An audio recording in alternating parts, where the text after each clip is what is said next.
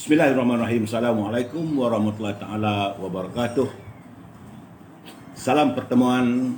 Selamat kita berjumpa lagi di halaman Amir Hijaz Fans di alam maya. Siapakah mereka yang pertama muncul?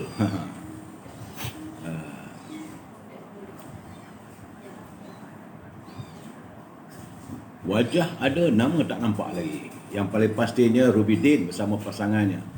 Ya, saudara Syahar Ibrahim, saudara Rashid FS, Harimau Berantai, Waalaikumsalam. Makhil, apa khabar? Hafazah Abu Bakar, Zazaz, Waalaikumsalam. Markim Kama Ismail, Rubidin, saya mendoakan bahagia bersama pasangannya. Rashid, Said Awang, terima kasih sekuntum mau merah yang indah. Rusnin Keringot dari Sabah, apa khabar Rusnin? Nur Azwa, Yusuf Awang, Marzuki Makno, Muhammad Azmi, Muhammad Ali, Kelantan, kita baru Kelantan dah. Azlan Yusuf, Raja Kamal, Raja Baizan, apa khabarku? Semoga sihat.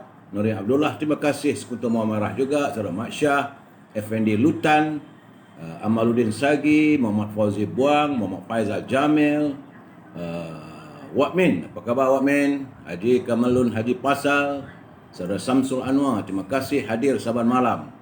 Yang saya perlukan like dan share ya. Faridah Idan, Amar Ashraf, Amir Daulah, Baruin Harun, Rusnin orang Sabah okey nampak dia alhamdulillah. Sabah ada penurunan ya. Roslan Muluk, Zainah Alatif, Wak Sukimin Makjan, Salmiah Ahmad, Sapian Pian, Dr. Ahmad Umaizi, apa khabar Doktor? Jai Ismail, Yang Maya, Suat Karanda, Muhammad Kota, Gafar Isa dan teman-teman yang lain yang tak sempat saya santuni satu persatu, pasti akan saya santuni malam ini ya. Hari ini tanggal 13 hari bulan Februari. Hari kedua tahun baru Cina, tahun lembu. Jangan kita dilembukan ya saudara Puan Rahman. Saudara Jumali Ali, singa berdiri, singa berdiri. Sedap nama tu, singa berdiri, singa berdiri.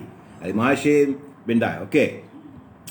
Cuma laporan COVID-19 hari ini tidak begitu menyenangkan saya kerana ingatkan tahun baru Cina ni orang duduk di rumah percutian apa kurang tapi meningkat lagi. Daripada 3,318 malam, hari ini meningkat 3,499. Cuma kematian hari ini cuma 5, menjadikan jumlah kematian 958 dan jangkitan terkumpul sudah 261,805 orang. Warga cinta damai kita di Jengah dijangkiti oleh virus corona. Di Sabah alhamdulillah saya nampak ada trend penurunan daripada 180 5 hari dulu turun 132, naik sekejap 142, semalam turun 118, hari ini 101 saja. Begitu juga di Labuan cuma naik 1 saja. Cuma di Sarawak saya sebagaimana yang saya pesan beberapa malam lalu, sebab saya tengok trend di Sarawak tu dia seperti di Johor. Dia turun dia naik, dia turun dia naik. Sebab di Sarawak daripada 135 dia naik 184. Kemudian semalam dia turun 83. Hari ini dia naik balik 152. Jadi warga Sarawak harus berhati-hati. Begitu juga di negeri Kedah, dia turun daripada semalam 188, hari ini 111. Tapi masih lagi angkanya ratusan. Di Pulau Pinang semalam 149, hari ini 138. Dia mendata. Gelembung itu tidak tinggi, tidak bawah, tapi dia mendata. Dan di Perak semalam naik, hari ini pun naik lagi. Semalam 99, hari ini 121. Dan di Selangor ini memanglah tidak menyenangkan kita. Kerana sudah 3 hari berturut-turut dia naik.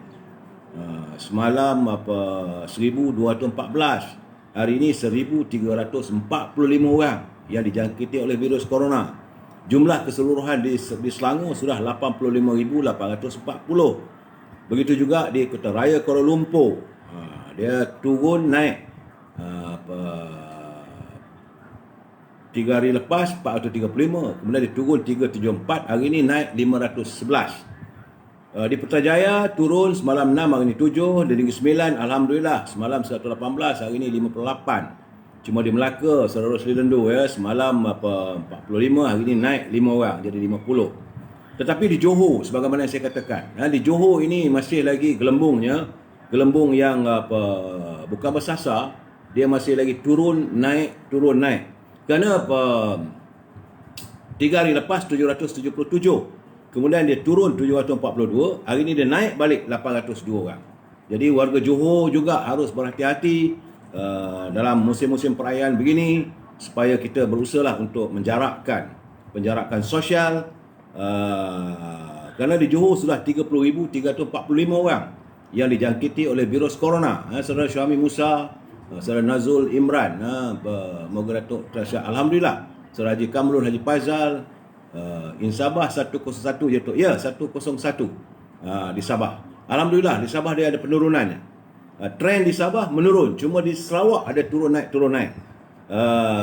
Di Pahang turun semalam 30, hari ini 13. Begitu juga di Terengganu semalam 72, hari ini 46. Di Perlis ingatkan boleh bertahan Pak Nazil. Rupanya semalam sifar, hari ini 2 orang dijangkiti. Dan di Kelantan, Saudara Azmi turun semalam 79, hari ini 44. Begitulah keadaannya, laporan yang saya dapat berhubung dengan kedudukan COVID-19. Jadi keseluruhannya masih lagi ada peningkatan. Jadi berusahalah kita untuk mengekang penyebaran virus corona ini. Saudara, saya tersenyum bila ada orang menzahirkan ataupun menulis dalam FB saya berhubung dengan masjid ini, kerana tak puas hati Semalam dia melihat, dia pergi hadir ke masjid, tak boleh pergi. Macam di Kelantan, sebuah masjid tu dia kata dia dah datang awal, tapi pintu masjid ditutup. Tapi bila ada VIP yang datang, maka VIP dibuka. Jadi apakah masjid juga ada antara 2 derajat? Orang nak pergi ke rumah Allah untuk mencari pahala dan mencari keredaan ilahi. Jadi masjid-masjid masih lagi ditutup. Jadi dalam keadaan COVID begini, saya khawatir, saya bimbang kalau masjid-masjid masih lagi tidak lagi dibuka seluas-luasnya. Sebagaimana apa berlaku begitu juga di Riyadh. Saya tak faham kenapa di Riyadh Kementerian Ehwal Islam Arab Saudi menutup sementara 8 lagi masjid di seluruh negara pada Jumaat semalam. Itu jadi sejak 5 hari lalu sudah 52 buah masjid ditutup. Jadi saya melihat ini sebenar-benarnya kalau kita dijangkiti wabak virus corona ini, kita berserah pada Allah SWT. Ini ujian Tuhan. Of course kita berusaha mengambil perubatan tradisional ke, perubatan moden ke, ataupun vaksin. Tetapi yang penting kita menjaga juga penjarakan sosial, menutup menggunakan pelitup muka. Tidak lain tak bukanlah sebagai usaha untuk pencegahan. Kita tidak menghadiri majlis-majlis. Tapi masalahnya ada juga majlis di mana kalau saya cakap nanti orang kata saya benci sangat dengan menteri itu. Ada menteri kerajaan yang hadir makan ramai-ramai. Itu tak seronoklah kita. Dan dalam keadaan hari ini juga saya menerima kiriman yang agak menggetarkan hati dan perasaan saya, iaitu tentang perkembangan seorang wanita atas nama Ibu Yati. Ibu Yati ni katanya membawa ajaran yang bercanggah dengan ajaran sunnah wal jamaah. Jadi sebelum terlambat ni sepatutnya kita mintalah supaya Ibu Yati ni kembali ke asal, dan diharapkan supaya kita jangan mudah terpengaruh kerana adanya lafaz baharu ajaran Ibu Yati. Jadi kita ni usia-usia begini janganlah kita menyimpang daripada ajaran Islam. Oleh itu diharapkan kita tak mahu lagi berkembang ajaran-ajaran yang menyesatkan, seperti ajaran Haji Kahar Rasul, kerajaan langit dan sebagainya. Kita tak mahu. Jadi ajaran Ibu Yati ni sudah nampaknya ada merebak, sebab itu masuk dalam wall saya, dan pihak Menteri Jabatan Perdana Menteri yang menjaga hak agama Islam ni perlu menangani isu ajaran ini. Sebab kita tak maulah dalam keadaan sekarang ni, sebab kita inginkan negara kita rahmah demi umat kita sejahtera. Saudara, berhati-hati saudara. Ni mana ni, siapa ni dia ni? Umat Islam di negara Malaysia hilang rahmat Allah, barakah. Itu kita kekurangan ganjaran pahala kita pun. Ya, sebab bila kita kadang-kadang menerima ajaran yang bukan-bukan, ajaran songsang pun diterima, sikap kita sendiri pun meletakkan agama itu di kesampingan. Sedangkan kita sepatutnya sentiasa ingat pada Allah SWT. Dunia ini sementara, dia milik Allah. Allah saja yang kekal. Saudara, baik, dalam kita hidup ini yang sementara ini, jangan lupa untuk berniaga. E-commerce. Dalam e-commerce boleh berhubung dengan anak saya Azhar 011 330 41241 untuk memasarkan produk saudara. Saya tunggu juga kalau ada yang baru, belum ada lagi masuk. Tapi pesanan untuk rendang tok dan juga baudu berdal ibunya masih lagi ada yang memesan, silalah. Cuma tempohnya janganlah pesan hari ni dapat besok, sebab dia memerlukan masa 2 hari. Jadi berhubunglah dengan Azhar 011 330 41241. Begitu juga dengan produk menantu saya, dendeng manis Siti Farah. Berhubung dengan beliau 017 711 4300. 017 711 4300. Untuk makan dengan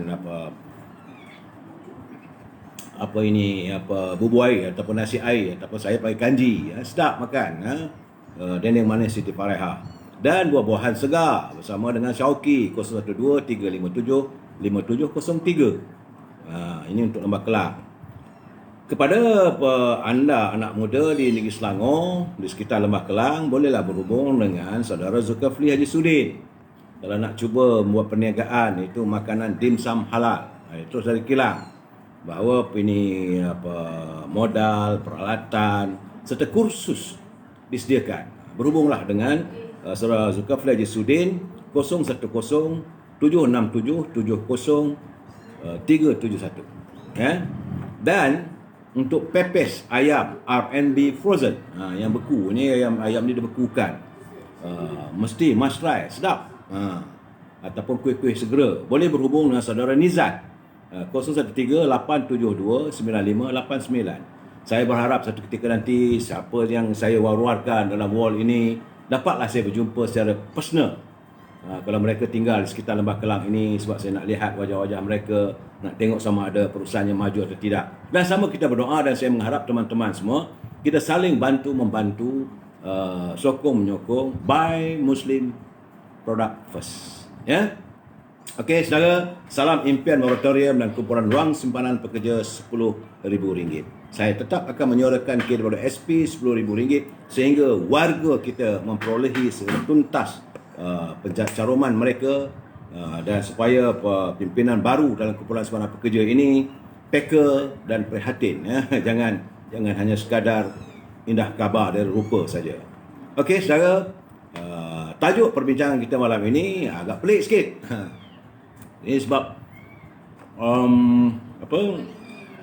perbincangan kita tahun baru Cina. Tajuknya adalah politik hantu raya. Minum dulu. Sebelum saya memberi pencerahan tentang apa yang saya maksudkan dengan politik hantu raya, kita santuni pantun Pak Nazir. Apa kata Pak Nazir? Naik beca ke Pekansari. Dia belah-belah utara ni, macam di Kedah, mungkin di ujung di Pulau Pinang, dan juga di Perlis. Dia ada, kalau di Kedah dia panggil Pekan Nat. Mereka hari Minggu, itu panggil Pekansari.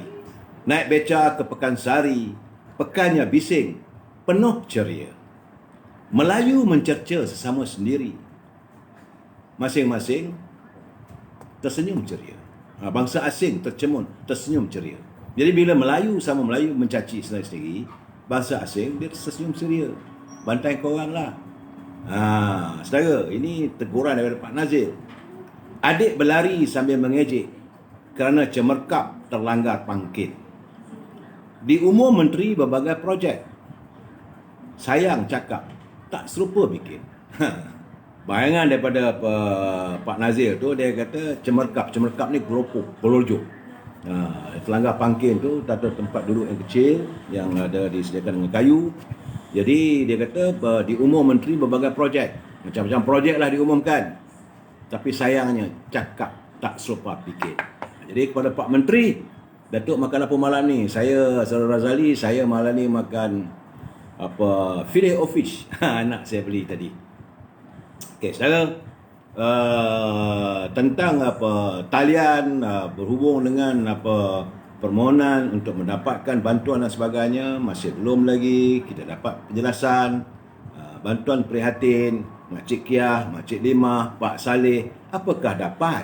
Jadi diumumkan dulu, dah berkali-kali Perdana Menteri mengumumkan. Betul, bukan tak ada. Kita berterima kasih kalau benda itu dapat. Tapi masalahnya benda itu tak kesampaian kerana sistem penyampaian itu putus di tengah jalan. Jadi wang itu ke mana perginya? Kita warga bangsa berhak untuk bertanya. Kalau wang itu sudah dikeluarkan daripada dana negara, daripada khazanah negara, dipindahkan kepada bank, kabarnya ada 3 syarikat yang dipilih oleh Menteri Kewangan untuk menjadi sebagai pengatur untuk menyampaikan wang-wang bantuan prihatin ini. Adakah wang itu sampai? Sebab jumlahnya bukan sedikit. Jumlahnya bukan puluhan milion, bukan puluhan juta, puluhan bilion. Kalau diambil 2% pun boleh kaya-gaya. Sudah Acali Bantayan, Parti Melayu UMNO terbaik. Betul. Tapi yang saya nak santuni sekarang ni tentang bantuan prihatin, rancangan prihatin yang diumumkan oleh Tan Sri Perdana Menteri. Apakah kesampaian? Semua orang bercakap ada, memang ada. Menteri kata ada, Perdana Menteri kata ada, Menteri Kewangan kata ada. Tapi masih lagi di kalangan rakyat tak ada, tak dapat. Masuk dalam internet bila diisi borang, bahawa tak boleh, tak sesuai, decline. Jadi ini keadaannya perlu ditangani. Jadi anda yang berada di Kementerian Kewangan, di Kementerian Lembaga Hasil Dalam Negeri misalnya, perlulah membantu rakyat supaya dapat. Jangan main-main. Ini jangan permainkan perasaan rakyat. Kemudian hari ini hari kedua perayaan Tahun Baru Cina. Di pasar-pasar barang terus mencanak. Macam saya katakan semalam, minyak naik, harga barangan naik dan berkurangan. Barang-barang basahan keperluan rakyat berkurangan. Jadi Kementerian Pertanian kenapa tidak diwujudkan lebih awal? Sebabnya ada perancangan bahawa kita akan menghadapi Tahun Baru Cina. Jadi bekalan ikan, bekalan daging, bekalan ayam mesti ada. Cuba kita lihat macam di Indonesia, Presiden Jokowi dia telah bersiap sedia. Negara Indonesia, saya mendapat laporan mengatakan Indonesia telah bersiap sedia untuk menghadapi krisis makanan di masa hadapan. Ini namakan presidennya, pemimpinnya melihat ke depan, bukan ke belakang ataupun menangani sesuatu masalah itu di saat masalah itu timbul. Kita ni di Malaysia ni saya perhatikan dari dulu lagi. Banyak saya memperhatikan, saya dalam tulisan saya. Sebagai contoh, bila Kementerian Kerja Raya nak buat jalan misalnya, dia akan memikirkan jalan itu untuk penduduk yang setempat waktu itu. Jumlah penduduknya berapa orang? Kalau 1,000 jadi buat 2 lane saja. Dia tidak menjangkakan masa depannya penambahan penduduk itu ada sampai sekarang ni dia traffic jam. Ini masalah kita. Begitu juga dengan masalah makanan rakyat. Kementerian Pertanian perlu, Kementerian Jabatan Lembaga Ikan Malaysia, bahagian veterinary, bahagian yang mengawal haiwan kemasukan daging-daging yang kita import dari luar negeri. Jangan sampai hanya untuk orang tertentu saja dapat peluang untuk mengimport dan produk itu stoknya tak kesampaian. Akhirnya barang ini meningkat dan kadang-kadang tiada dalam pasaran. Moratorium hampa tu, itu memang satu hal lagi. Cuba saya sebut salam moratorium. Moratorium memang menghampakan. Menteri kata begini, bank kata begini. Akhirnya rakyat terasa dirinya tertipu. Rakyat terpedaya dengan cakap-cakap manis, omong kosong, janji 1000 mimpi. Di saat bukan kita menghadapi pilihan raya pun, di saat Perdana Menteri baru naik takhta sebagai Perdana Menteri, dah sekarang ni dah hampir setahun. Apa dah jadi? Kenapa banyak masalah tak ditangani? Menteri-menteri yang dilantik oleh Perdana Menteri tidak melaksanakan tugas dan tanggungjawab sebagaimana yang dipertanggungjawabkan. Saya sekarang ni bercakap soal Menteri Pertanian. Ini Ronald Kandi. Beliau sepatutnya, sebab dia datang dari Sabah, tentulah dia tahu kesukaran yang dihadapi oleh warga Sabah. Jadi bukan hanya di Sabah, satu Malaysia. Musim kita menghadapi musim-musim perayaan begini, memang banyak produk makanan apa semua yang keperluan rakyat tak dapat ditangani dengan baik, akhirnya harga melonjak gila-gila di saat rakyat susah. Masalahnya saat rakyat susah, kalau rakyat ada duit tak ada masalah. Ini nak katakan nak dapat duit Kepulauan Semalam Kerja, belum lagi. Cuma hanya sekadar cakap saja. Bolehlah, minggu depan boleh dapat. Dan akhirnya kita menganyam mimpi indah. Realitinya, pagi ini pergi ke pasar, harga ikan kembung RM18. Harga ikan pelaling pun RM16.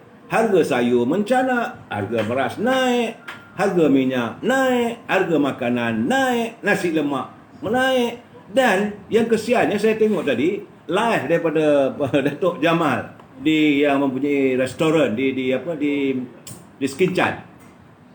Restoran miliknya kosong. Bukan orang tak boleh datang. Okey, dah dilonggarkan, boleh datang kedai makan. Tapi orang tak ada duit. Buka pun dah tak guna. Kalau gitu keadaannya baik tutup terus. Ini gambarannya bahawa sekarang ni duit tak ada. Tadi saya cuba juga, saya duduk sekejap di tempat stesen minyak. Ada sebuah stesen minyak, saya duduk, saya perhatikan. Saya memerhatikan kereta keluar masuk. Kemudian selepas dekat setengah jam, saya bertanya dengan adik-adik yang menjaga dekat petrol pump. Saya kata, "Dek, dia orang ni isi datang isi penyok." "Tak ada dah," dia kata. Dulu ada juga, dia kata, Grab ke apa Myvi ke untuk Grab diisi penuh. Sekarang ni RM30 je bang. Oh, ni Mercedes semua. Mercedes ke BMW ke maksimum dia letak RM50. Kalau motor tu RM5 je. Artinya sekarang ni rakyat tidak mempunyai cash. Tunai tak ada, aliran tunai tidak ada. Air sinar yang tersepit tak dapat.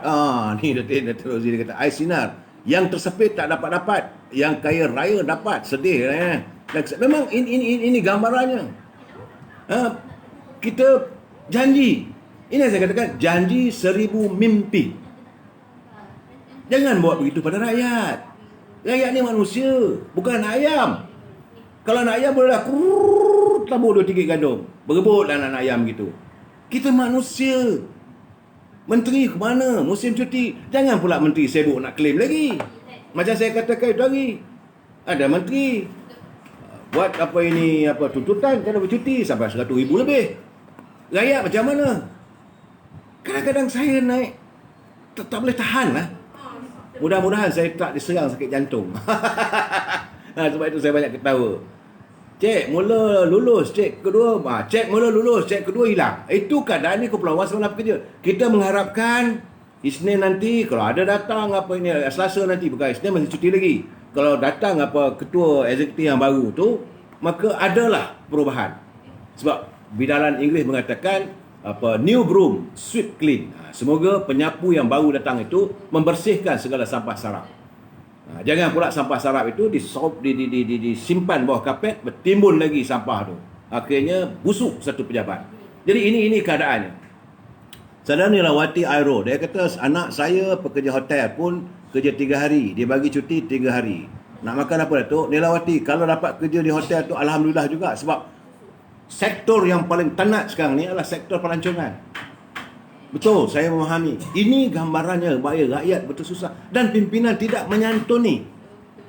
Tak dengar. Baru saya tahu rupanya ada putusan khas rupanya Perdana Menteri sambutan Tahun Baru Cina. Tak ada apa pun. Tak ada. Aduhai. Bagi saya, kita rindulah untuk memberi pencerahan. Malam ini kita kata stock market naik. Seronoknya keadaan negeri kita, indahnya negeriku. Pantai bersih untuk kita, mandi-manda, percutian di Port Dickson, percutian di Langkawi, ataupun pergi ke Pulau Tioman, bercuti di Kuala Terengganu. Rindu saya untuk mewawarkan suasana sebegitu. Dah berapa lama dah. Tapi saban malam bingit telinga. Lain tak ada, satu demi satu kebobrokan, kebejahatan yang dilakukan yang tidak ditangani oleh pimpinan. Jadi sampai bila? Yang kita dapat tahu tadi, okeylah. Menteri Kanan, Menteri Pertahanan, Datuk Ismail Sabri telah pun membuat laporan polis berhubung dengan penyebaran 2 klip video pendek. Dia kata oleh individu tertentu yang berniat jahat dan mahu menjejaskan reputasinya. Berikut itu, satu laporan polis dibuat oleh susah akhbarnya Azlina Mak Rosdi di Ibu Pejabat Polis Dangwangi. Okeylah buat laporan begitu. Tapi masalah yang gini, ini memberi gambaran bahawa rakyat sudah meluat. Dapat sikit pun rakyat dah cepat percaya. Okey, sebenarnya bukan rosak reputasi pun. Kalau nak ikutkan banyak menteri lain lebih teruk lagi. Yang Muhammad Dr. Sabri, jangan risau. Reputasi tak rosak. Puan Azlina, jangan risau. Bolehlah buat laporan supaya mengekang. Tetapi bagaimanapun ini memberi gambaran semua ini berlaku kerana rakyat sudah menunjukkan rasa tidak puas hati. Kalau mereka puas hati tak timbul benda-benda begini. Retinya sekarang ni apa saja menteri cakap, rakyat cuba songsong. Gagak dirima, minyak dah tak turun, memang tak nampak lagi lah sebab dah sehingga semalam minyak naik. Naik 3 sen, 2 sen, lepas tu dia berhenti sekejap. Dah masuk minggu yang ke-12. Tak turun-turun. Dan kojo apa? Dan kojo. Majikan tak mampu bayar gaji. Kono cuti tanpa gaji. Tunggu duit perkeso RM600. Macam tunggu durian tak jatuh. Padahal majikan dah hantar dekat perkeso. Ini ajaib-ajaib. Satu hal lagi ni. Kononnya bahawa perkeso boleh memberi bantuan. Kalau ada pekerja-pekerja yang masih bekerja tapi dia paksa diberi cuti tanpa gaji. Ini pun satu masalah lagi. Jadi saya melihat apakah agensi-agensi kerajaan yang menyimpan dana berbilion-bilion itu telah pun diambil wang mereka, kantung mereka telah pun saya kata dirampok. Apakah wang-wang itu sudah diambil? Kita ada yang menyimpan dana, KUAP, kumpulan wang amanah pencen, kumpulan wang simpanan pekerja, perkeso, takaful, tabung haji, dan yang paling penting sekali adalah Baitul Mal. Sepatutnya dalam keadaan sekarang ni Baitul Mal sudah boleh buat kenyataan. Kerana Baitul Mal ada wangnya saya yakin berbilion. Sebab tiap-tiap tahun jadi kutipan zakat yang dibayar oleh umat Islam tentulah jumlah berbilion. Inilah masanya Baitul Mal mengulurkan bantuan. Bukan nak cari Ustaz Abiliu. Pimpinan Baitul Mal buat apa? Anda berdosa. Kena ingat peristiwa zaman Syarif Amir Khalifah Umar Al-Khattab. Dia sendiri akhirnya memecahkan pintu gudang Baitul Mal, ambil gandum itu hantar ke rumah seorang wanita, seorang ibu tua bersama dengan anaknya 5 orang, tak ada makanan. Bila orang pegawai dia kata, tak apalah ya Amirul Mukminin, biar aku pikul. Dia kata, kamu tidak mampu memikul dosa yang aku pikul di akhirat nanti. Biarlah di dunia ini aku memikul kesusahan ini agar aku tidak memikul di akhirat nanti. Itu sepatutnya ada dalam sikap mereka yang bekerja atau bertugas di Baitul Mal. Gaji anda besar. Saya nak tuduh tak tahulah, tapi saya bukan pakar agama. Tapi orang kata haramlah makanan begitu. Kamu dapat hasil daripada kutipan zakat umat Islam, tapi umat Islam kamu tak bela. Wang itu kamu beri ke mana? Ke mana wang-wang Baitul Mal? Di saat rakyat tengah susah ni, umat Islam, kita ni 70% warga negara kita ini umat Islam. Sepatutnya Baitul Mal di setiap kawasan-kawasan ataupun di setiap negeri mula membuat kajian berapa sebenarnya warga umat Islam yang berada dalam kemiskinan. Ini perlu dibela sebab tujuan diwujudkan, diasaskan matlamat utama ini zakat fitrah ini adalah untuk membantu sama Islam. Bukan senang Baitul Mal PPZ nak beri bantuan tu. Saya cakap benda begini, saudara Warohana, memanglah saya tahu. Sebab itu saya sekarang tekan pada Baitul Mal. Baitul Mal letaknya di bawah Kementerian Jabatan Perdana Menteri. Yang jaganya lah menterinya dulu merupakan seorang mufti. Tentulah beliau tahu hukum. Kalau mungkin lantik satu orang yang belajar kat London, belajar kat Amerika jadi CEO, lain lah. Ini mufti. Anda seorang mufti yang tahu hukum hakam agama. Bantulah rakyat tengah susah sekarang ni. Kita ada ruang, bukan tak ada. Bukan tak ada jabatan yang boleh membantu umat Islam yang dalam kesusahan. Kenapa tidak ditangani? Ini masalah sebenarnya yang saya lihat. Kita kalau boleh tak maulah Baitul Mal ada kroni dia tu. Ada zaman. Kalau mereka melakukan ada kroni, mereka tunggulah waktunya. Mereka adalah orang pertama yang akan disumbat ke dalam api neraka. Insaflah wahai teman-teman yang anda yang berada di Baitul Mal. Dunia ini tidak kekal. Akhirat juga yang kekal. Sementara di dunia ini berbaktilah kamu. Jangan kamu rasa pangkat kamu besar, kamu mengayakan keluarga kamu. Jangan kamu lupa, kamu ingat bahawa setiap wang yang kamu bawa balik daripada gaji kamu itu, seperti kamu menyumbatkan dalam keluarga kamu dengan api neraka dalam mulut anak dan isteri kamu. Ini perumpamaan lah. Kerana wang yang anda bawa balik itu tak tahu halal haramnya. Apabila anda tidak melaksanakan tugas dengan baik. Kerana wujudnya Baitul Mal tidak lain dan tidak bukan untuk membantu umat Islam yang susah. Satu ketika dulu mengikut pelajaran saya sekarang baca, saya tak ada pada zaman itu. Bacaan saya satu ketika dulu Madinah diserang oleh wabak seperti kolera, macam sekarang kita menghadapi wabak COVID-19. Seluruh Madinah itu penuh dengan penyakit dan sebagainya, maka Baitul Mal membantu. Dan gudang-gudang makanan yang ada di Baitul Mal dibuka seluas-luasnya untuk membantu umat Islam. Malahan bukan hanya umat Islam, yang bukan Islam pun dibantu juga. Akhirnya orang tertarik murninya Islam ini. Jadi anda yang berada di Baitul Mal, anda tutup pintu itu, mana anda tutup pintu anda untuk ke syurga. Terpulang. Saya cuma beri pengingatan dan pandangan. Janganlah nak marah saya pula. Bukan saya nak mencerca anda. Agaknya duit Baitul Mal pun kena sakau. Saya yakin benda itu berlaku. Duit Baitul Mal, duit takaful, wang daripada kumpulan sebarang pekerja, wang daripada kumpulan wang amanah pencen. Jangan sampai pula wang daripada tabung angkatan tentera pula. Kalau tabung angkatan tentera pula kena sakau, mengamuk pada tentera, satu hal lagi. Abah banyak lagi duit nak bagi bantuan. Nak soalnya dia nak bagi tak bagi, inilah saya katakan dulu. Sebab ini kesilapan. Kesilapannya kita memilih orang yang tak selayaknya menjadi pimpinan untuk negara kita ni. Sebab tu saya sekejap lagi saya kaulah satu persatu. Aduh. Sebenarnya saya terima daripada daripada sahabat saya, Datuk Ramah Bakar.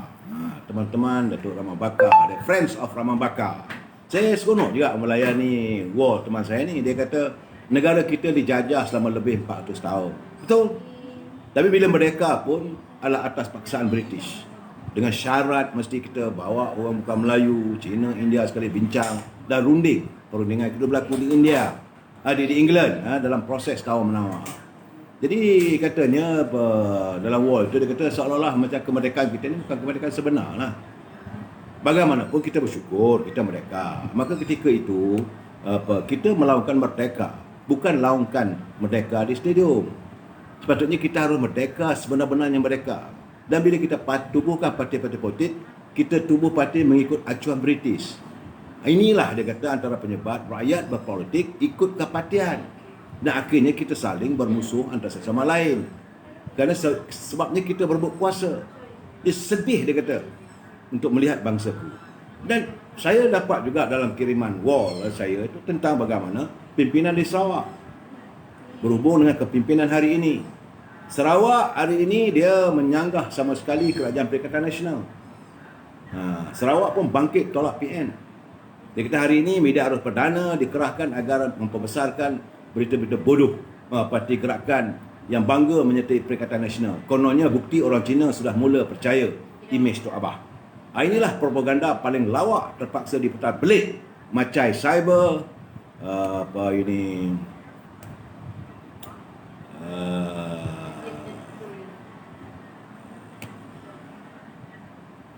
inilah propaganda paling lawak terpaksa diputar belit macam cyber PBN kerana sedar rakyat marah kepada Tok Abah selama je bazir duit melawat Indonesia selama 24 jam. Walhasil satu Malaysia tahu yang parti kononnya multiracial tapi didominasikan Cina itu sendiri ditolak oleh majoriti kaum Cina atas hilang kuasa di Pulau Pinang. Lihat sajalah dia kata apa berlaku di pilihan raya kecil di Tanjung Piai pada akhir 2019. Calon parti itu malu kalah teruk. Wak Imah hilang deposit kepada calon MCA yang mewakili Barisan Nasional dan dibantu teguh oleh Jentera UMNO. Jadi terbaru GPS. Ini terbaru dia kata GPS mengaibkan Tok Abah apabila bertegas enggan bekerjasama dengan Perikatan Nasional untuk pilihan raya negeri Sarawak yang perlu dibuat selepas Julai nanti apabila DUN terbubar secara automatik. Ia beri isyarat jelas bahawa negeri itu lebih bijak dan enggan diperbodohkan. Apa yang pasti tindakan rakus Wak Midin mahu PPBM terus bertanding PRN Sarawak, bukti ia sendiri jauh lebih gila kuasa, tamak gila kuasa daripada UMNO yang ditomak sebagai macam PN. InsyaAllah dia kata, jika kekal Peren Rakyat bangkit tolak PBM, tentunya Tan Sri Muhyiddin akan tumbang. Cuma yang hari ini yang agak memeranjatkan saya, apabila masuk dalam wall saya kiriman seorang teman saya, iaitu kenyataan peguam daripada Hanif Katari. Saudara Hanif Katiri ni dia kata bahawa dia membuat tuduhan terbuka. Yang ini peguam negara kena jawab. Sebab saudara boleh layari daripada https stroke youtube .be/k -bdwtsh C64 Hanif Katiri. Dia kata secara terbuka, dia kata Perdana Menteri telah bersekongkol bersama peguam negara memperdaya Duli Yang Maha Mulia Tuan Agong untuk mengisytiharkan perintah darurat. This is very serious allegations. Ini satu kenyataan yang cukup serius. Kerana apabila Perdana Menteri dikatakan bersekongkol dengan peguam negara memperdaya Duli Yang Maha Mulia Tuan Agong. Jadi kenyataan ini amat memalukan kerana ia masuk dalam war di mana-mana, satu dunia tengok. Jika ia benar, dan seharusnya peguam negara segera membuat kenyataan terbuka. Apakah benar seperti yang didakwa? Dan peguam negara tak boleh sekadar berdiam diri. Rakyat cinta damai inginkan kepastian. Lihat, kita menuntut kebenaran. Seperti yang sering kita nyatakan, bahawa bagi kita negara ini adalah rule of law. Dan ini jelas kita nampak. Sebab apa? Sekarang ni pusat beli belah sudah dibuka. Ya? Kedai-kedai makan dah boleh dibuka. Rakyat mula boleh. Nak makan kat kedai boleh. Pasar malam dah buka. Pasar pagi dah buka. Kenapa parlimen masih digantung? Apa alasan? Alasan konkret parlimen digantung. Parlimen tidak boleh bersidang. Ini yang membuatkan bahawa kita timbul 1000 pertanyaan dan persoalan. Sejauh mana keikhlasan Perdana Menteri menangani COVID-19 dan menangani politik semasa. Dan buat macam mana pun, kalau rakyat tak suka, kamu kekang macam mana sekalipun, kamu akan jatuh juga. Kita tidak mahulah melihat Perdana Malaysia ini jatuh dengan penuh keadaan kehinaan. Kita tak mahu beliau disingkirkan sebegitu sekali. Saya Hamid, betul saya terkejut bila saya dengar Hanif Katiri dia buka secara terbuka. Bila dia kata bahawa Perdana Menteri bersama dengan peguam negara bersekongkol bahawa memperdaya Duli Yang Maha Mulia Tuan Agong untuk mengisytiharkan darurat. Ini perlu dijawab. Ini satu kenyataan serius yang bukan main-main. Jadi kita melihat bahawa parti Pribumi ni kadang-kadang bercakap lebih pun macam dia orang pun macam pekat badak lah. Yang hairannya, warga UMNO, pimpinan UMNO ni boleh mempertahankan PBM dengan alasan bahawa bersama dengan PBM ini adalah untuk penyatuan Melayu. Saya bila dengar kenyataan daripada ini Wan Azri, saya tak mahu sebut panggil Papa Gomo, saya panggil Wan Azri sebab beliau Exco Pemuda. Daripada Tan Sri Anwar Musa, demi untuk persatuan Melayu. Saya ketawa apabila kali ini semalam tersiar gambar Tan Sri Muhyiddin menerima kehadiran parti gerakan. Sebab kita tahu gerakan itu base-nya adalah bukan Melayu. Dan sebelum ini, kita jangan sekali-kali anda lupa bahawa PBM, Parti Perubahan Bersatu Malaysia ni bersekongkol dengan DAP. Bertanding atas tiket Parti Keadilan dalam pilihan raya ke-14. Matlamat menumbangkan UMNO Barisan Nasional. Jadi di mana letaknya keikhlasan PPBM ini untuk menyatukan bangsa Melayu? Cakap tak sebuah bikin. Ini kita kena bersama dengan PBM. UMNO PAS PBBM mesti bersatu demi kebangkitan demi untuk perpaduan bangsa, untuk memperjuangkan bangsa. Nak berjuang bangsa macam mana? Even parti PPBM juga, ahlinya pun bukan bangsa Melayu pun ada, terbuka.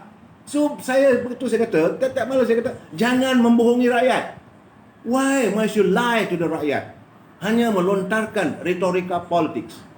Cakap terus terang, kami nak kuasa. Kami nak pimpin negara ini dengan sebaik mungkin. Lebih baik begitu. Jangan menipu rakyat. Cakap terus terang, saya terus terang mengatakan PBM ini diasaskan, dapat disokong oleh ahli-ahli Parlimen UMNO, disokong oleh PAS, bersama dengan PBM, bersama dengan bekal-bekal ahli keadilan. Maka kita sekarang ni, sudah punya kuasa, kita nak bagi untuk kepentingan rakyat. Itu lebih baik. Jangan jual bangsa. Orang Melayu ni, kamu jangan jual, kamu jangan perbodohkan bangsa Melayu. Sebab itu, kenyataan terbuka satu lagi, saya dengar daripada Puan Ainina Saududdin. Puan Ainina adalah mantan kepada Ketua Wanita. Dia mencabar Tan Sri Muhyiddin. Sebab dia kata bahawa kerajaan yang ada hari ini bukan kerajaan pilihan rakyat. Saya kata betul. Kerajaan PN hari ini, Perikatan Nasional hari ini, bukan kerajaan pilihan rakyat. Kerajaan ini adalah kerajaan yang dibentuk atas sokongan ahli-ahli parlimen. Sebab rakyat sudah memilih Pakatan Harapan. Tapi sama mereka menghancurkan Pakatan Harapan, tapi cannot mengatakan bahawa we are the government of people.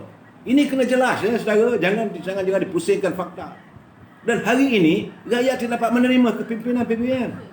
Rakyat tak boleh terima dah. Sebab itu kata Ainina Saududdin, dia kata dia pun sedih juga apabila Perdana Menteri kita ni dimalukan dalam wall sewaktu kunjungan dia ke Indonesia. Dia dicerca.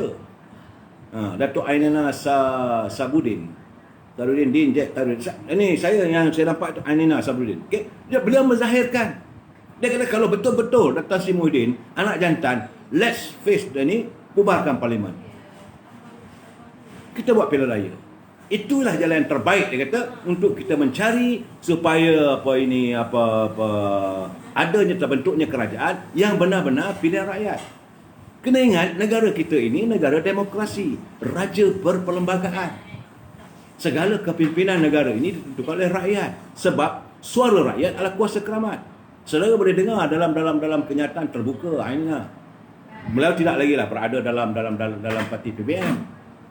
Bagi saya soal dia di mana, selalu saya katakan, siapa yang menyuarakan kenyataan yang benar, saya setuju. Kalau tak betul, saya song-song. Dan tadi saya sempatlah berbual dengan seorang sahabat saya daripada ahli Dewan Undangan Negeri. Beliau bukan daripada parti saya. Cuma kebetulan beliau adalah rakan saya satu kelas dulu waktu belajar di sekolah menengah di Setiawan Perak dulu. Beliau hari ini dah jadi wakil rakyat. Ada juga kawan kita, classmate kita yang jadi ahli Dewan Undangan Negeri kawasan Pasir Panjang. Bila dia cakap dengan saya, dia kata, "Datuk, you realize tak?" Dia kata, "Apa dia? Cikgu, yang Muhammad Cikgu Yahya, ahli Dewan Undangan Negeri kawasan Pasir Panjang." Dia kata, sedih juga saya. Bertekak juga saya dengan beliau bila dia kata sebenarnya ahli-ahli Parlimen UMNO ni dah jadi macam tu gaya dah, kata. Saya termenung. Saya kata, okeylah kenyataan itu tu saya boleh terima, tapi tak bolehlah tuduh semua. Saya kata, not all. Jangan YB, utama-utama YB daripada parti Amanah.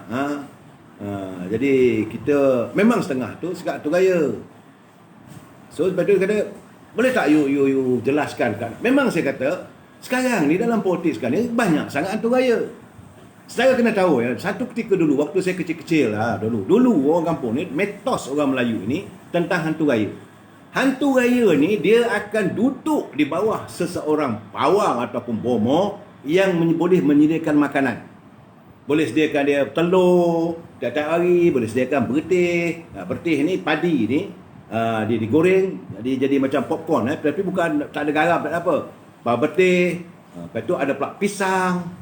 Bertih ni digaul dengan kelapa, dibubuh gula. Lepas tu diisikan dalam sangkak. Letak di tepi padang ataupun tepi belukar untuk makanan hantu-hantu gaya ini. Hantu gaya ni dia akan pergi meninggalkan tuannya kalau dia tahu tuannya tu dah nak sampai, nak mati. Ini keadaannya. Jadi kerana mereka ini melihat bahawa tuan dia mungkin agak-agak nak terpeleot dah, maka dia akan menyeberang cari tuan yang baru. Kalau dia tak dapat macam tuan, maka jadilah dia hantu raya tak bertuan. Ini yang saya katakan mungkin ada di kalangan ahli-ahli Parlimen UMNO. Sebab saya kena ingat bahawa ahli-ahli Parlimen UMNO sekarang ni, mereka membiarkan presidennya begitu. Mungkin kerana merasakan bahawa UMNO ni kerana bukan daripada parti kerajaan, kerana Presiden UMNO bukan Perdana Menteri, dan Petok ada pula dengar cerita macam-macam lah orang buat cerita, akan dipenjarakan. Jadi hantu raya ni mula mencari tempat. Dia diam diri, cari tempat dengan tokey baru, bomoh baru dia sekarang ni Tan Sri Muhyiddin. Tapi yakinlah Tan Sri Muhyiddin juga lagi akan ditinggalkan. Yang malangnya sebelum dia tinggalkan tuan dia akan gigit kaki tuannya dulu. Ini perangai hantu raya. Jadi dalam politik UMNO kita sekarang ni, politik negara kita ni, ahli-ahli parlimen yang jadi hantu raya memang banyak, kan? Memang banyak hantu-hantu raya politik. Bagi mereka lain tak ada untuk kepentingan diri. Put aside segala kepentingan. Sengketa hantu raya. Sekarang hantu raya jadi menteri tu. Betul. Ada yang jadi menteri. Sebab apa? Saya tadi melihat satu analisa yang disiarkan oleh Malaysia Kini. Dia kata sikap diam diri pemimpin UMNO adalah petanda seperti Zaid Hamidi dipinggirkan. Pada 2 Februari lalu, Presiden UMNO, Datuk Seri Zaid Hamidi, secara terbuka dan sinis memohon maaf kerana dia tidak mempunyai kuasa untuk mempengaruhi anggota parlimen parti itu yang ada dalam kabinet Muhyiddin Yassin. Nampak? Sebelum ini, boss. You are my boss.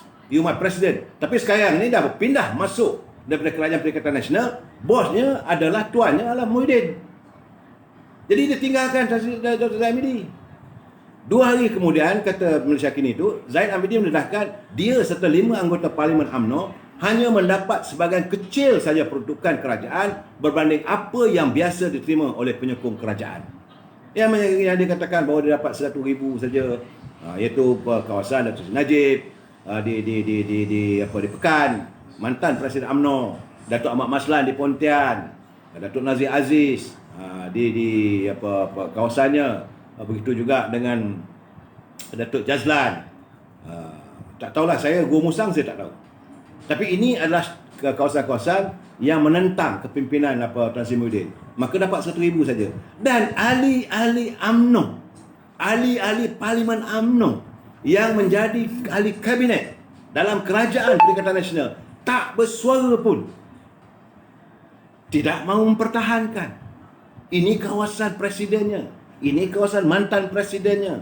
Ini kawasan Susah Agungnya. Mereka buat tak tahu. Perah tu kenapa MP UMNO begitu. Jadi saya ini yang saya nak ceritakan ni, tak nak keluar ni Syakir Ismail Hashim. Ini realitinya. Sebab mereka ni sedap.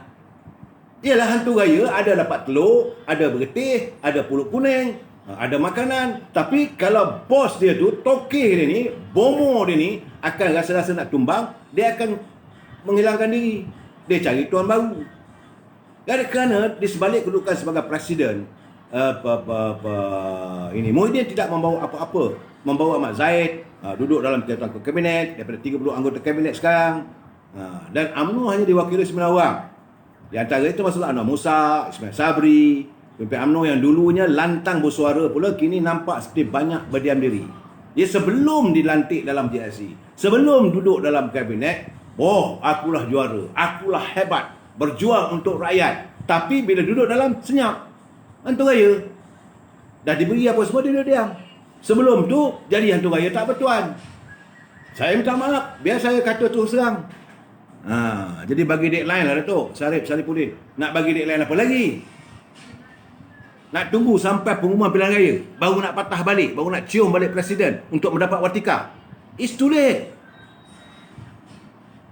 Satu benda yang lambat. Sepatutnya anda dah buat dulu dah. Kerana sekarang ni negara dah teruk.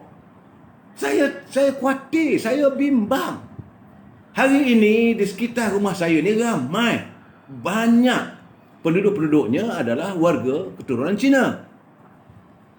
Tahun lepas, setidak-tidaknya tahun lepas tu adalah juga, dan tuan mercunya tu ada lama sikit. Ini sesekali. sayup-sayup. Sesekali kita dengar mercun. Artinya warga Cina pun dah tak ada duit nak beli mercun. Yang kita nampak beli mercun dan bakar mercun dalam wall tu, saya terkejut juga.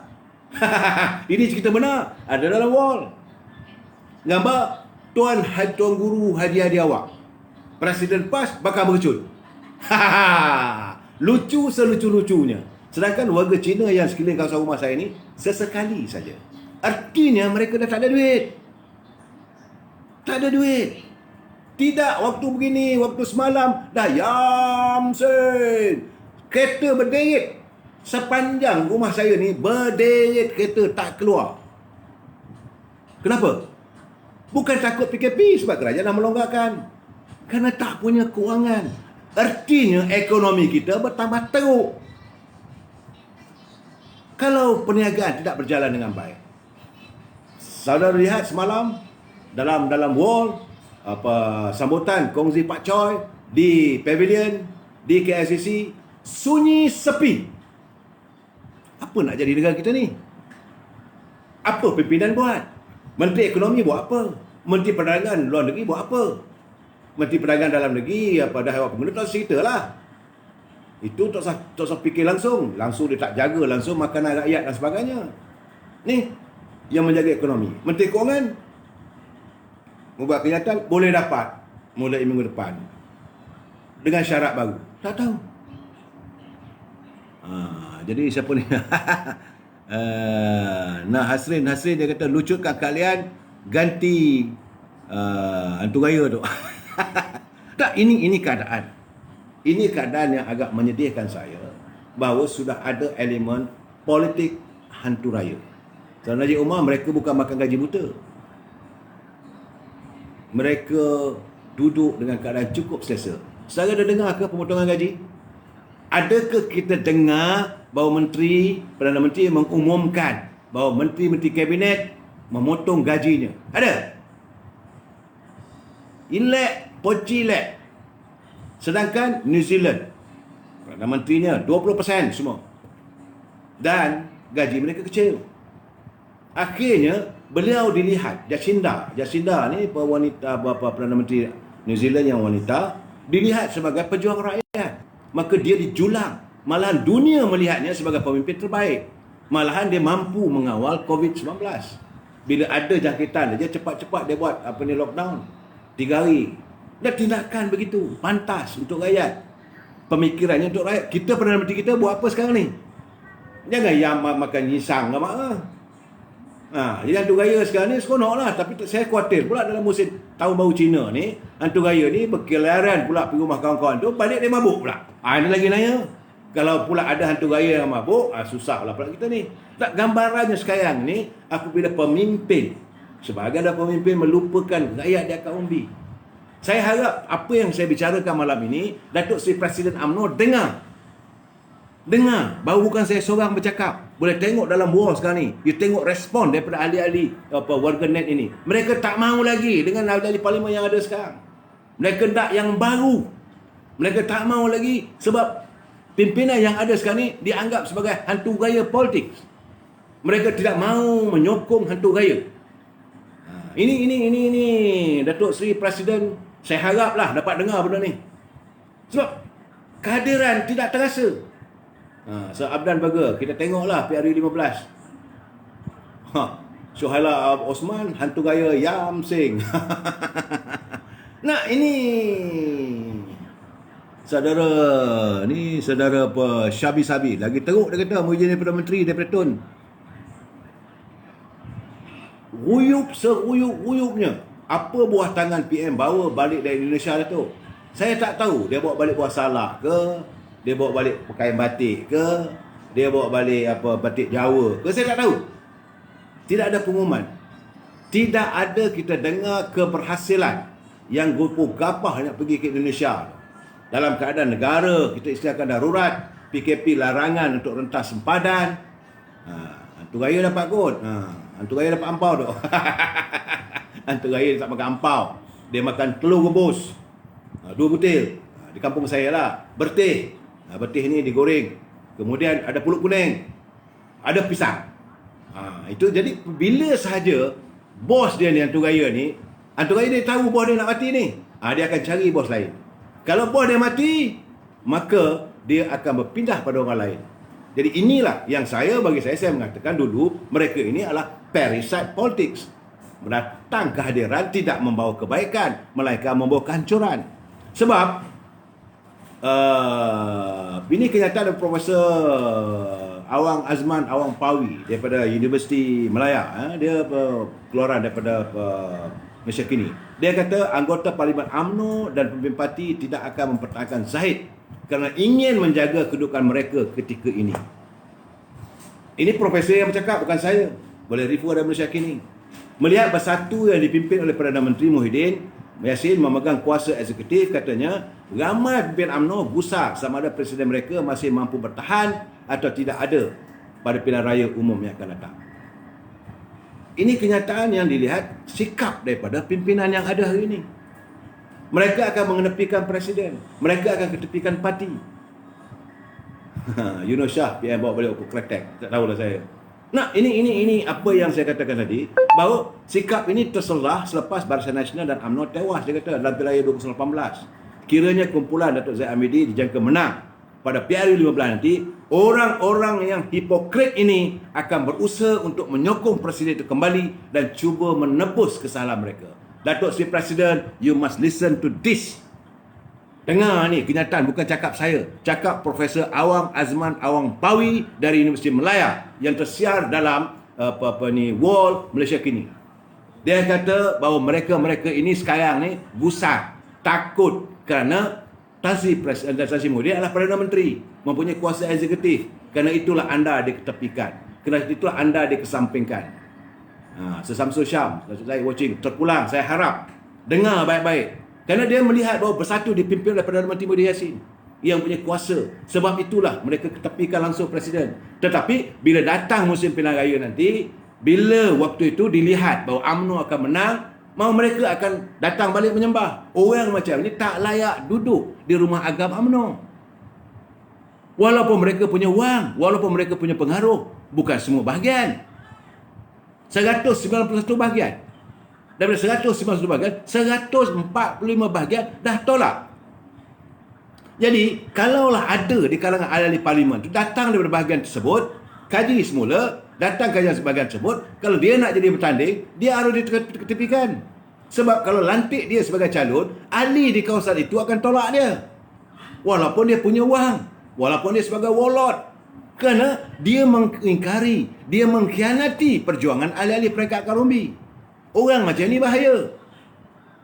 Ahli-ahli parlimen UMNO yang datang daripada bahagian yang menolak kerjasama dengan PBM dan tidak menarik sokongan terhadap PBM, terhadap Tan Sri Muhyiddin, jika mereka diturunkan untuk bertanding dalam pilihan raya 15 nanti, mereka juga akan ditolak oleh ahli. Datuk Seri Presiden UMNO kena ingat yang ini. This is formula. Ini bukan saya nak kata formula main-main. This is fakta. Ini kalau di mahkamah dipanggil fakta kes. Tidak mungkin ahli-ahli UMNO yang 145 bahagian itu bersetuju kalau dicalonkan balik mereka. Kalau yang ada pun mungkin 48 bahagian lain. Kalau 48 bahagian lain itu mungkinlah dia ada duit dan sebagainya, boleh membeli rakyatnya. Okeylah. Antaranya sekretari yang semua okeylah, kalau nak tanding-tandinglah. Sebab rakyat di kawasan itu boleh didungukan. Tapi di kawasan, apa lihat? Saudara lihat sendiri apa yang berlaku di Bukit Gantang semalam. Mereka dah mula kenyataan, tak mau kerjasama. Apa berlaku di Gombak? Gombak kata no way. Dia dah kena begini. Jadi jangan calonkan lagi Datuk. Hani. Warga net tak mau terima. Datuk Seri Presiden UMNO, saya minta saudara semua masuk dalam wall waktu saya bercakap benda begini, sebab saya akan kirimkan kepada Presiden UMNO supaya dia tengok, dia dengar, dia lihat ini cita rasa warga bangsa, warga net yang sayang dan kasih kepada UMNO. Kita bukan nak menolak UMNO. Kita sayang pada UMNO, tapi kita rasa pedih, kita rasa sakit melihat percaturan politik yang dibawa oleh PBM yang mengabui mata orang Melayu, menipu orang Melayu dengan kata-kata penyatuan bangsa Melayu. Sedangkan parti dia bukan parti berteraskan orang Melayu. Tak sambung. Buka balik perlembagaan, sebab waktu ditubuhkan baru tu, selepas disingkirkan Tuan Mahathir semua mengumumkan Sintara apa jadi ahli dan sebagainya. Dan bila masuk lagi dalam Perikatan Nasional, dia ada masuk pula daripada Parti Gerakan. Jelas. Sebelum ini pun dia bekerjasama dengan DAP. Tapi UMNO yang dituduh nak kerjasama dengan DAP. Mereka mewawarkan satu benda yang tak betul. Jadi dalam keadaan begini, saya mengharapkan agar Presiden UMNO mempunyai will, mempunyai willpower ataupun ketekatan lah. Jangan mudah dipujuk, dirayu. Perjuangan tidak memerlukan tetesan air mata seorang kekasih. Dalam perjuangan yang diperlukan air mata kebahagiaan mencapai kemenangan. Kekalahan bukan air mata bagi seorang pejuang. Kita kalah, kita akan terus berjuang. Sebab dalam UMNO ni, bila kita kalah pilihan raya, kita tetap setia. Mereka yang tidak setia, mereka itu berada di sana. Dalam perjuangan, air mata bukan air mata kita sebagai pejuang yang akan tetes, tapi air mata kekasih yang ditinggalkan. Pastikan bangsa kita mengatasi segala-galanya. Perjuangan demi agama, bangsa dan negara. UMNO mesti dipertahankan to the fullest. Wabillahi taufiq wal hidayah. Assalamualaikum warahmatullahi wabarakatuh. Kita jumpa lagi malam esok. Sekian. Terima kasih.